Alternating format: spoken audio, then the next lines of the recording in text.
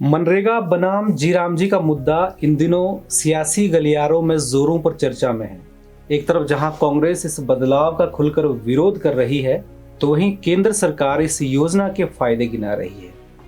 ऐसे में आज हम आपको विस्तार से बताएंगे कि आखिर ये पूरा मामला है क्या।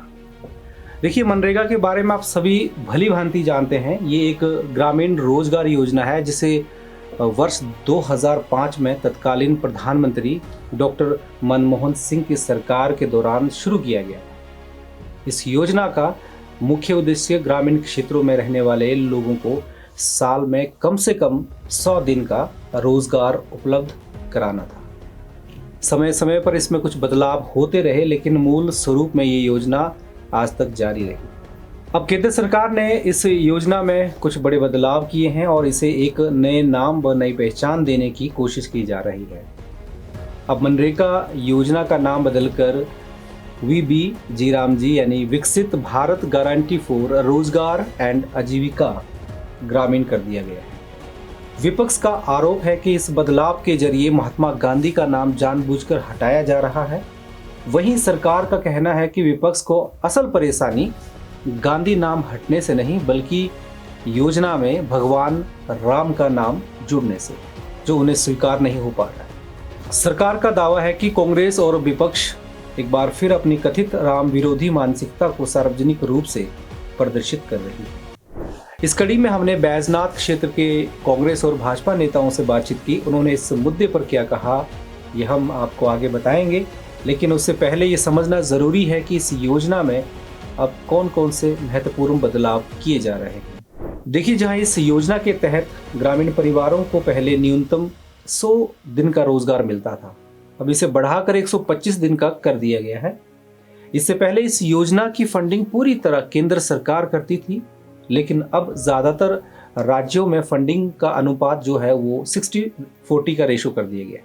यानी कुल खर्च में 60% केंद्र सरकार और 40% राज्य सरकार वहन करेगी। हालांकि हिमाचल प्रदेश, उत्तराखंड और पूर्वोत्तर राज्यों जैसे विशेष भौगोलिक क्षेत्रों के लिए ये अनुपात 90-10 रेशो में रखा गया है। यानी इन राज्यों में केंद्र सरकार 90% और राज्य सरकार 10% खर्च वहन करेगी।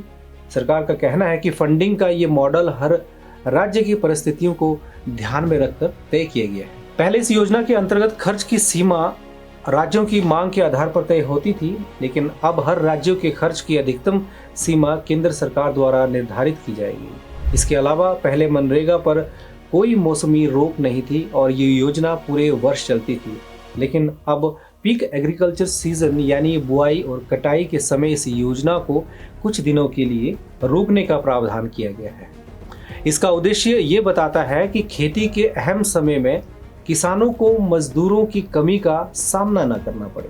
टेक्नोलॉजी के स्तर पर भी इस योजना में बड़े बदलाव किए जा रहे हैं। जहां पहले तकनीक का इस्तेमाल सीमित था, अब बायोमेट्रिक हाजिरी, मोबाइल ऐप आधारित डैशबोर्ड और AI आधारित निगरानी जैसे उपाय लागू किए जा रहे हैं, जिससे पारदर्शिता और जवाबदेही बढ़ेगी।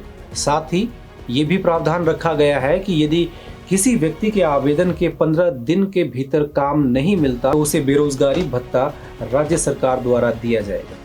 ये कुछ प्रमुख बदलाव हैं जो इस योजना में किए जा रहे हैं। इसके अलावा सरकार इस योजना को अन्य सरकारी योजनाओं के साथ जोड़ने की भी तैयारी कर रही है, ताकि इसका दायरा और प्रभाव दोनों को बढ़ाया जा सके। बैजनाथ से कांग्रेस के पूर्व SC सेल उपाध्यक्ष और कांग्रेस के युवा नेता रविंदर बिट्टू ने केंद्र सरकार पर जमकर निशाना साधा और उन्होंने केंद्र सरकार को लुटेरों की और झूठों की सरकार बताते हुए कहा कि सरकार लोगों से उनका रोजगार छीनना चाहती है। उन्होंने प्रधानमंत्री नरेंद्र मोदी द्वारा किए गए 15 लाख रुपए के वादों का जिक्र करते हुए कहा कि आज भी उस रकम का लोग इंतजार कर रहे हैं। रविंदर बिट्टू ने दावा किया कि पिछले 11 वर्षों के मोदी शासन में किसी को 1 रुपया तक भी नहीं मिला, जबकि कांग्रेस सरकार ने अपनी आधे से ज्यादा गारंटियां महज 3 साल में पूरी कर दी है। वहीं भाजपा की ओर से प्रतिक्रिया देते हुए चेतक कंवर ने कहा है कि लोग स्वयं जाकर इस कानून को पढ़ें और बताएं